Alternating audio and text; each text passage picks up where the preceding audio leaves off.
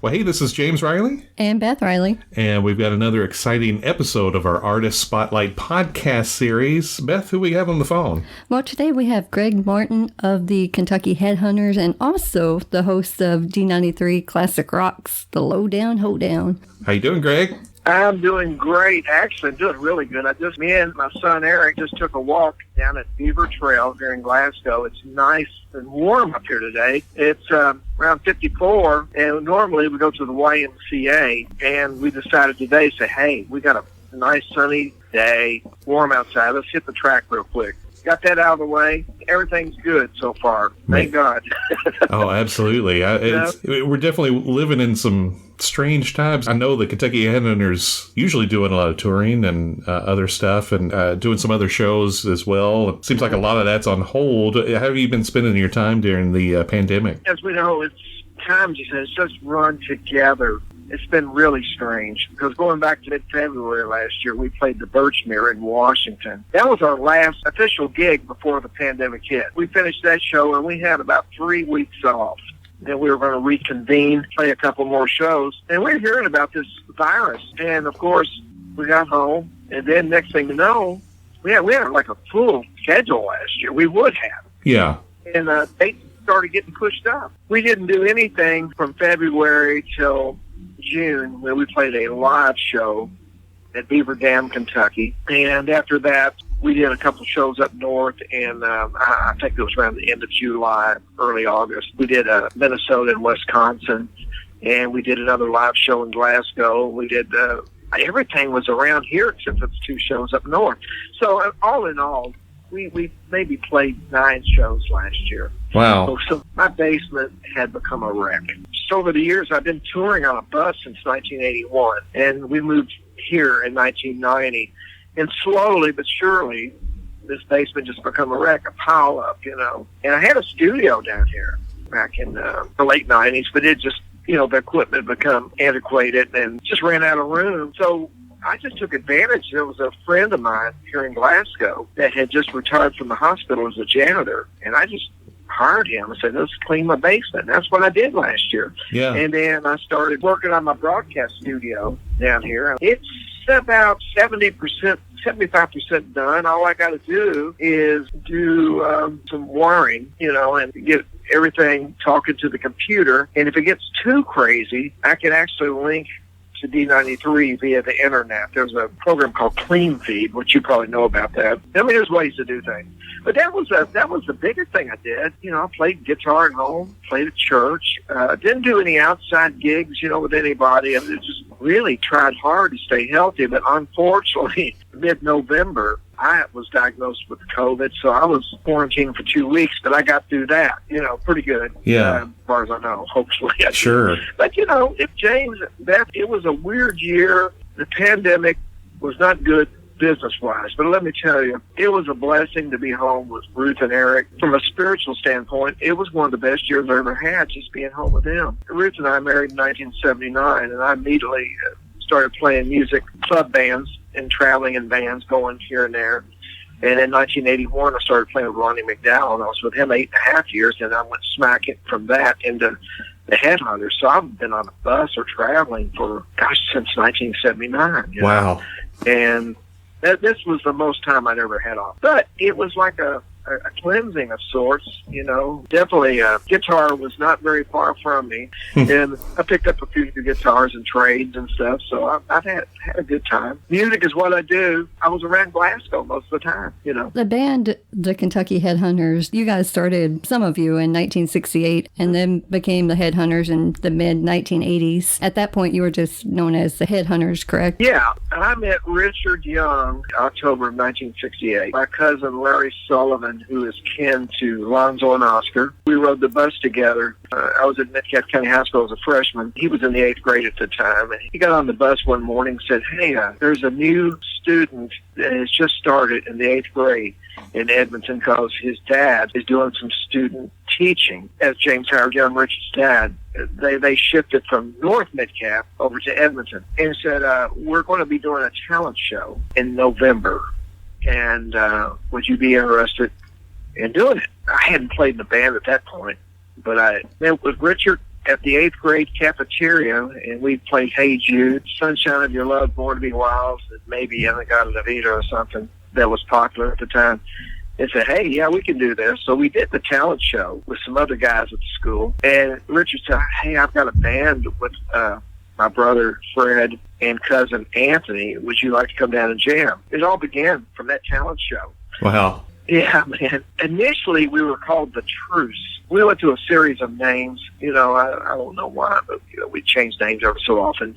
Truce went into Aftermath, Mandrake Velvet, and eventually we settled on Itchy Brother. And we recorded a single. It was in 73 or 4. I mean, we recorded it, and then it was released, locally on a little small label of our own. Really, the roots go way back to 1968, Fred, Richard, and I. Of course, Anthony has been in and out of the deal. I mean, hey, it's quite a story. It would take forever to go through the whole lineage, but yeah, Beth, it started way back in 68. The Headhunters really officially started in March of 1986 because in 81 I started to play. Well, actually, before that, I started on the road with a horn band, and everybody did different things for a while. Itchy Brother kind of folded around 1979, 1980, so we did different things. 86, we're all missing each other, and I suggested that we get together. We got together in my basement one afternoon with Doug Phelps. Anthony said he just didn't have time to do it, and we grabbed Doug, and it just seemed to work, and that's where we were initially, and you're correct, we were called the Headhunters. When we signed our deal in 89, there was already a Headhunters, and someone suggested we add Kentucky to the front of it for legalities, which actually made it very unique, and it worked. That's all I can say. By the grace of God, it worked. you know? Man, I kept hearing about you guys, for years. My cousin, Mark Hayes, used to work at WLOC in Munfordville, and he kept talking about the Headhunters coming performing the Chitlin Show. That was what it was. You guys would perform on the air there. Were you surprised at how things kind of exploded once it finally went out there? Oh, yeah. It was like getting on a wild horse, and you had to hang on for your life. Well, what happened initially, it was 4 of us, and I had this idea. I love radio, as you guys do, and I always thought that doing a live radio show would just be the coolest, because I'd read a lot of things about WKFFA, and stations in West Helena about blues shows. I mean, we had like live gospel shows and country shows around here back in the 60s, but I thought it'd be really cool to have a blues root show kind of, because the Headhunters kind of encompasses different styles. First off, hats off to Purple Haze. Yeah. Mr. Martin, I'm going to give him a shout out right now, okay, while I'm thinking about it. I had this idea, and I approached Joy Berry at LOC about it, and of course he was into it, and I talked to Richard. So Richard and I went over one night and got in their little, the room, the little conference room they had. Sure. And we sat up in there, just he and I. We played, and we thought, man, this room sounds great, And Joey recorded a little bit. We said, yeah, man, I think we can do this. And of course, Joey, and Jim Barry, and Jeff Jemison, everybody there was just all open about it. And so we did it. We did it, man. The Chitlin Show was born. And we would do the show, and people would come out of their tobacco patches, they're like, what's going on up there? It became quite the party. And, of course, Ricky was added to the band, and we played in Nashville, Douglas Corner, Ellison Place. I think we may have played Exit Inn once. I can't remember. We played Uncle Pleasance in Louisville. Of course, we played Mr. Steve's Coffee House in Bowling Green. I had a feeling, and I think everybody did, it's not just me, that there was just a special chemistry whenever Ricky brought his voice to the band and him and Doug singing together. I felt there was something there, but no, I was really surprised when we signed our deal, and after Walk Softly was released on video, it just took off like crazy. I mean, it did. People really liked it. I remember our first road trip after we signed was, I think, to somewhere in Alabama. We played the Alabama Show Palace. Then we drove all the way down to Florida to play a college sorority gig or something. And, we were running around the band. We were running around the band for just about a month, and next thing you know, we're in a bus. Yeah. it happened pretty fast, you know. Even though all of us had quite a story leading up to it, when Pickin' on Nashville came out, it took off pretty fast. It really did. You had mentioned one of my favorite songs, Walk Softly on This Heart of Mine, followed closely by Dumas Walker. Where is Dumas Walker? That's a funny little story, but thank you. I'm glad you like those songs. Dumas Walker was a real fella. He lived in Moss, Tennessee. He ran a little package store right on the Tennessee-Kentucky line. He shot marbles. He was pretty famous in that region for shooting marbles, and he also made his own marbles. And back in the 60s, if you wanted firecrackers or beer, which I never drink beer, so it's weird, I know, but you'd either go to Bowling Green for beer, but a lot of people would just head south from Midcap County down through Tompkinsville down to Moss, and they would go to his package store. I'm not sure how they would get beer if you didn't have an ID, but they did. But we'd get firecrackers and M80s and cherry bombs and things like that for Halloween. That's another story. But Dumas Walker was really a package store in Moss, Tennessee, but this is where it gets crazy. It also centers around a place in Greensburg, Kentucky, called the Greasy Spoon, which was run by Dolphus Ennis and Mr. Curry. And back in 1972, Richard, Fred, and I went to this crazy party, which we'd never been to anything like this in our life. Everybody in Greensburg was a lot more advanced in their partying than we were.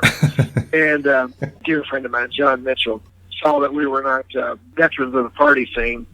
And he took Fred and I out run around in my Nova around Greensburg, and he took us to the Greasy Spoon. And that's what we got. That was my first slawburger fries and a bottle of ski. So we left Richard back at the party. It was a party at some trailer behind the green jersey. We left Richard there.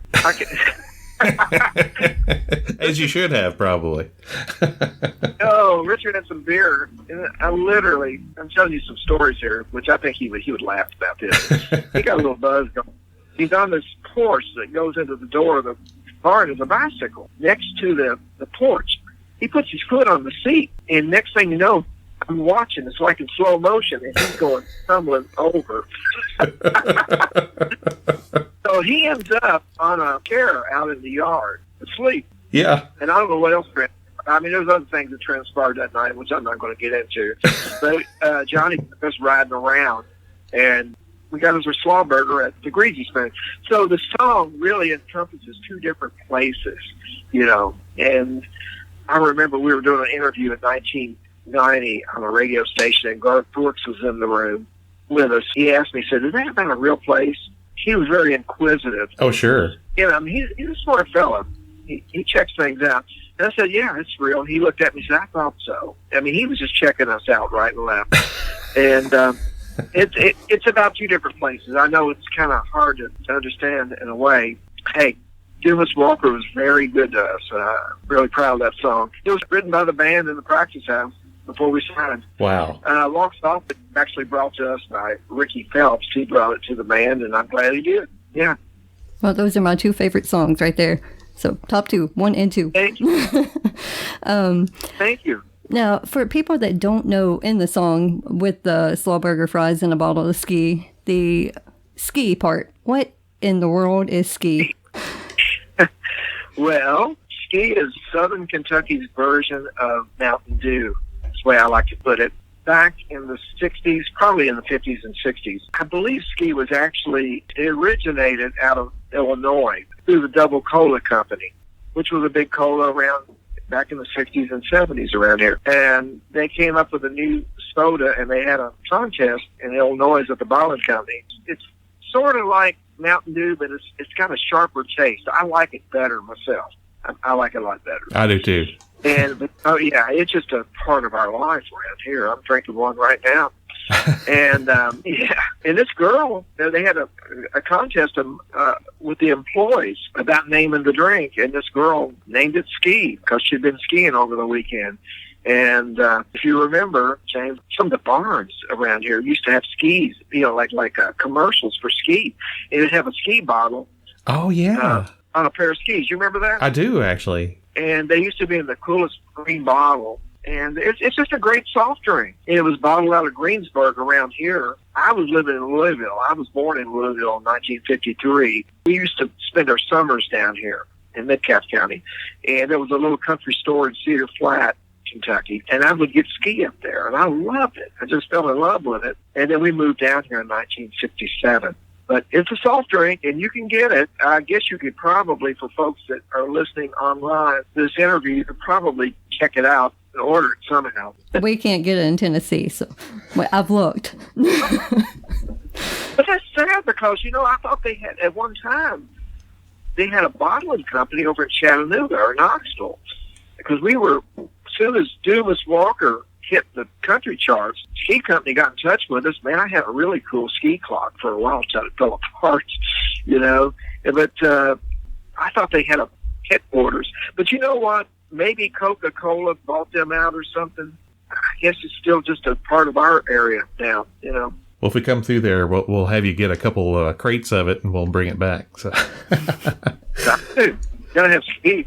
How would you describe the Kentucky Headhunters? How would you describe the band's sound? Is it like country, blues, rock, or would you consider it all of the above? Well, I think you hit the nail on the head. Initially, it was more rockabilly-ish. When we first got together, there was a writer out of Louisville that called us psychobilly. Oh, yeah. Guy in the Career Journal. It wasn't Jeffrey Lee. It was another fellow. I can't think of his name now. He retired many years ago. And another DJ called us that, too. But initially, I think it was a really neat mixture of rockabilly, blues, and rock. And as we matured as a band, I think the southern rock influences kind of come in there a little bit more. It is a weird band because there's a lot of different influences. There's a lot of blues. There's rock, there's southern rock, and there might be still a tinge of rockabilly left. I just call it outhouse rock and roll. I mean, we all do different things, and we write different, and play with different people, but it never comes out like the Headhunters unless you get everybody together. It's like the Coca-Cola recipe, without one thing, it doesn't taste like Coca-Cola, I think as we grow, the band grows in sound as well. But, Beth, I think you hit it on the head. I think those influences are very prevalent. Very cool. Let's talk about Lowdown Hoedown. You've been doing this at D93 Classic Rock in Bowling Green. It's almost 20 years. Is that correct? Yeah. Well, the genesis of it happened at WLOC, believe it or not. Okay. I did a little stint over there on Monday nights, and we called it Blue Mondays. It was me and Jeff Dennison, because I didn't know anything about engineering radio or anything like that. I had to have somebody. I always had a love for radio. It's just always loved listening to AM stations. When I was a kid, I'd listen to Chicago radio, WCFL, WLS. I'd listen to WOWO out of Fort Wayne. And I loved WKLO and WAKY in Louisville, WLAC out of Nashville. It was just a part of my life. I just loved the mystique of radio. And always in the back of my mind, I wanted to pursue part of it anyway. My Blue Monday show preceded the Chitlin Show just maybe a couple of months. And there again, I approached Joy Berry, and Joy Berry was always totally cool. And I have to, give Joy and Jeff Dennison and Jim Berry hats off for that. So I was there for a little bit, and we started doing the Chitlin Show, and eventually, I just got too busy to do that. In 1997, I did very first what we call the Lowdown Hoedown, the Big Dog in Campbellsville, and WVLC. And I did that for like 2.5 years. I left there in April of 2000, took a break from doing the show. Brian Locke called me, and I started doing the Lowdown Hoedown at D93 in November of 2001. So we're getting right on 20 years, and it's hard to believe, man. Still enjoy doing it. It's really a blues show, but anymore, I don't know what it is, because last night I was playing a jazz fusion. I was playing everything from Lee Cobham, Miles Davis, so it goes all, hey, it's scatterbrained like I am. But you're right, 20 years. So really, about 22 years plus, I'm doing the show between two stations. So who have been some of your interview highlights on the show? Billy Gibbons was a highlight. Peter Frampton was really cool. He was extra cool, man. Glenn Hughes from Deep Purple and Trapeze. Also, Dion, did you have something to do? You had something to do with that, right? I did, yeah. Yeah. Oh, he's great. Yeah. I like to talk to him again sometime. Oh, sure. Oh, man, there's been so many great. Elliot Easton from the Cars recently. Steve Morris from Dixie Dregs. And one of the big highlights for me was John Sebastian of the Love and Spoonful, because I was Always a big fan of those guys. Oh, gosh, there's been so many people. I wish I could tell you all of them. I have done quite a few, as you have. But I have to say John Sebastian may have been one of my favorites just because growing up in Louisville, they were one of my favorite bands. And, that was my first concert, the Love and Spoonful, in November 1966. And, having him on the radio show was amazing. Our buddy and yours, Boone Froggit from the band Otis, how does he fit into the Lowdown Hoedown? Boone is a big part of what we're doing now. Back when the pandemic hit, I said, it's time to start growing this radio show. And, of course, me and Boone are always brainstorming, either about our bands or music. And we talked one day and I decided, he could be a good part of the show because we're trying to grow it. Maybe, eventually try to syndicate it somehow. Sure. I'm giving him the role as producer, even though I do it live, and he's not there every Monday. He's a big part of the online presence, he will be as we move forward. He'll be, and Steve Jewell Jr. He's helping on the merch, and those guys have been a big help to me because I'm an older fellow now. I'm having to learn some new tricks. It's a little harder. Steve Jewell, he takes care of the merch, and Boone will be taking care of the online stuff and producing things. And once we get the studio finished down here, we're producing the show for a syndication type situation. Sure. He'll be doing that. Yeah, as you guys do. I mean, that's what you guys do. Yeah, really, yeah. Y'all are really good at it, too. Really good. I appreciate that. What's next for you musically? I mean, either solo projects or collaborations or Kentucky Headhunters. What do you see coming out maybe this year or hopefully sooner than later? Well, the Kentucky Headhunters are going in the studio next Thursday to set up, and we're going to start recording a new album. Oh, very cool. I really don't know what the songs will be yet because we have not been able to rehearse.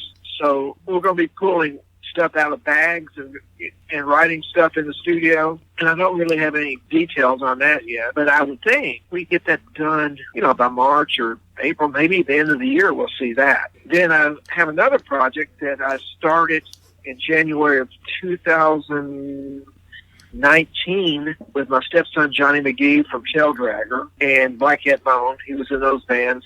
And Dean Smith, who played with Rufus Huff, and he plays with Tail Dragger. Okay. We started a project, and we call it Martin Smith McGee. And Billy Gibbons kind of helped us with the name. He said, just call it Martin Smith McGee because people won't know if it's a band or an individual. He said that gives it a mystique. And that project is done. It's finished. We're a small label. We got a guy going to work it, and maybe a label, maybe sometime in the summer, maybe that'll come out. Yeah. The CD is called The Eclectic Lazyland Volume 1 because it goes off. It's got country, it's got rockabilly sounding stuff on it, it's got blues, it's got a little heavier side, It just goes everywhere. It's pretty schizophrenic. It's just crazy. It's nuts. Can't wait to hear it. Well, we like to talk a lot about time travel in this household. We always say if we had a time machine, we'd go back to a certain year or whatever. If you had the capability of time traveling, what year or era or decade or whatever would you travel back to? Well, I have a great love for the late 50s, when blues and rockabilly and country really have some deep roots. I like that era right there. But I tell you the period that really, I was just a little young to understand what was going on. The era from like 66 to 68 intrigues me because there was so many musical innovations going down at the time. If I could go back to 68 with the capabilities of knowing what I know now and maybe be able to fit in, that'd be fun, I think. Man, go to the Fillmore East, the Fillmore West, the Winterland, and also go to England when the blues boom was going on with John Mayall and the Blues Breakers and bands like that. I'm really, really into that era a whole lot. So I'm kind of giving you a little window. I'm saying 66 to 68. Is that okay? That's very specific, and I like it. Yeah. I sometimes say I might go to 1959 and tell Buddy Holly, don't get on the plane, Yeah. Oh, yeah, man. It's like, it's if we could take the knowledge from here and then go back in time, it would be good. Here's a question, kind of along those lines, the infamous Desert Island Disc question. It's kind of silly, but it's also one of those things. It's like, well, it's kind of fun to think about. Okay, if I had to narrow my record collection down to 3 to 5 albums, what would they be? What would they be for Greg Martin? That could change every day. Yeah. But I can give you a loose version, maybe. I think Pet Sounds would be in there. Oh, yeah. I'd have to have Pet Sounds. I love that album. It's just, I don't know, it takes me back to a more innocent time, and it takes me to a period where Brian Wilson was really expanding music, and he was, as a writer, just an amazing album. It was probably a little deep for people, except for the singles, maybe, to comprehend what he was doing. I love that album. Hey, real quick, I'll let you get to the other 4, but it's good to see a couple of Kentucky boys picking Pet Sounds, because I would do the same thing. So, I love that album. I love it. I even wrote an essay about it for Vintage Guitar Magazine. It was easy because I just love that album. It just touched me. Yeah. I love Brian Wilson. Had a chance to meet him, but schedule didn't allow it. Oh. And actually, I did meet him in a way at a meet and greet, but this was about 3 or 4 years ago, and he was there. I'm talking. I didn't really get to talk to him enough. I think Anything but Todd Rundgren would be in there. I'm not sure if you're familiar with that album. That came out in 1972. Had I Saw the Light and Hello, It's Me. Okay, yeah. That's a very eclectic album, and I love Todd Rundgren. Wheels of Fire by Cream. Okay. I love that album a lot. Disraeli Gears by Cream. Uh-huh. I have to have a Jimi Hendrix in there. That's my era. Gosh, it would probably be maybe Electric Ladyland. Yeah. Maybe Electric Ladyland. So, Electric Ladyland, Disraeli Gears, Wheels of Fire, Something Anything by Todd Rundgren, and Pet Sounds at number 1. How's that? Man, that's a good eclectic list. I love it. Greg Martin, how can people find out more information about you? You had mentioned the Lowdown Hoedown. Now, I do want to go back to that for just a second to talk about the merch on there and how awesome it is. But other than that, how can people find out about Greg Martin? Man, I'm pretty active on Facebook, and I'm getting more active on Instagram. I don't understand Instagram quite as much, and eventually I will upgrade a website. Man, if there's anybody out there on Facebook, they can hit me up about any time out there. Or if they want to get in touch with me, just info@gregmartin.com. And eventually we'll update the website, do something with that. Because back when I got into the computers in 97, I had a friend in Indiana kind enough to put together a little website, but it needs a serious facelift, I'm easy to find, really. Find me on Facebook.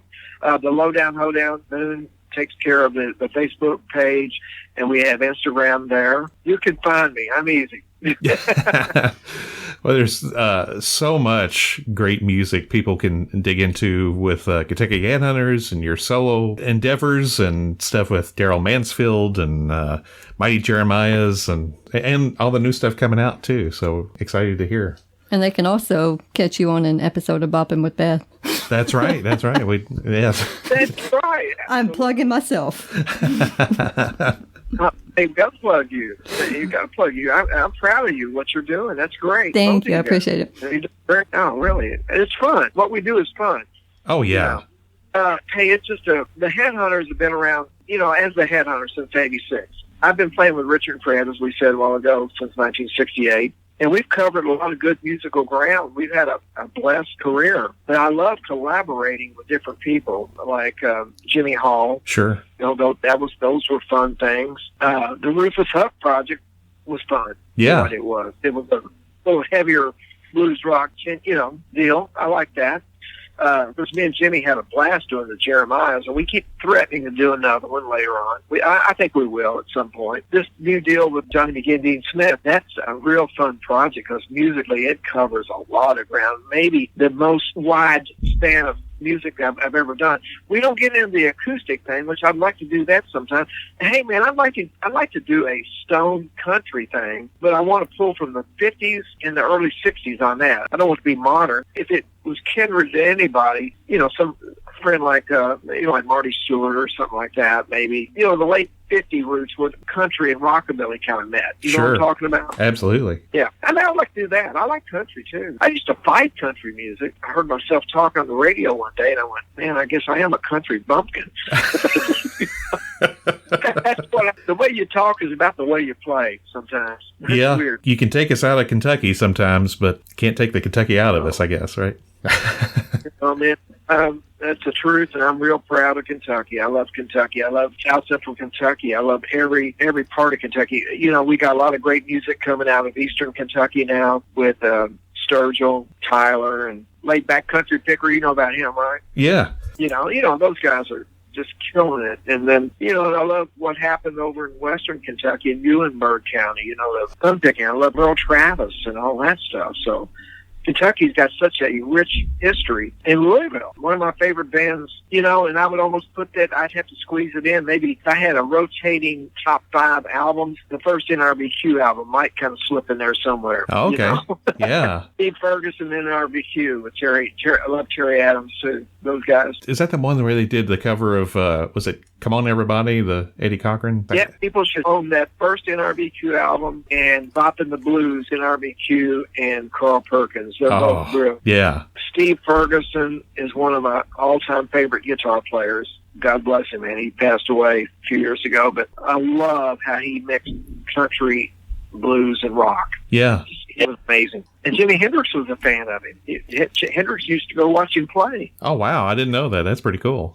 Oh, yeah. Yeah, Terry Adams said that Hendrix would be over on... Well, Steve told me. Steve visited the station a couple of times. And Steve was really... He wasn't really into what was going on around 67, 68, the psychedelic stuff. But he said, man, we'd be playing the scene in New York, Steve Paul's scene. And Hendrix and some of his crew would be over there just jumping up and down, yelling, go, Fergie, go. And he took Steve back to the studio when they were doing All Along the Watchtower. Steve said he sat there and watched them do it. Oh, wow. Yeah, man. Man, Fergie could have done so much more. NRBQ could have done more. Yeah. But, this wasn't hard for some reason, Timing's everything. Yeah, absolutely. But Kentucky has such a rich music tradition. Everything from Merle Travis, the Everly Brothers, to John Brim, the blues singer, NRBQ, this Bill Monroe. And we got it. We got it, man. We got it in spades. And of course, the Kentucky Headhunters. Let's put that on the list. So we're very happy to be from Kentucky, and we had to adopt Doug Phelps, the Phelps brothers, Sure. But I love Kentucky, man. I have I love going to Europe. It was fun, but it was a lot more fun coming back to Kentucky. I love it here. Yeah. Well, Greg, we want to thank you very much for your time and taking the time to sit down and talk to us, tell us about yourself and all that fun stuff. All right, man. I enjoyed this. Like to see you guys in person sometime, hopefully. I hope so. We'll meet you for a bottle of ski or something. And a slawburger. Well, what would be great is meeting in Greensburg, sometime. Sure. That's where it all goes down. That's where the rubber hits the road. That's where you get the slawburger, fries, and a bottle of ski. Now you got me thinking about it. I want to go up there. But, and you're welcome. I'm ready for it. Hey, I've enjoyed my time at home, but I know that I need to get back to work playing. So let's hope that this year is better for everybody, that we can get back out there and stay healthy. That's the main thing.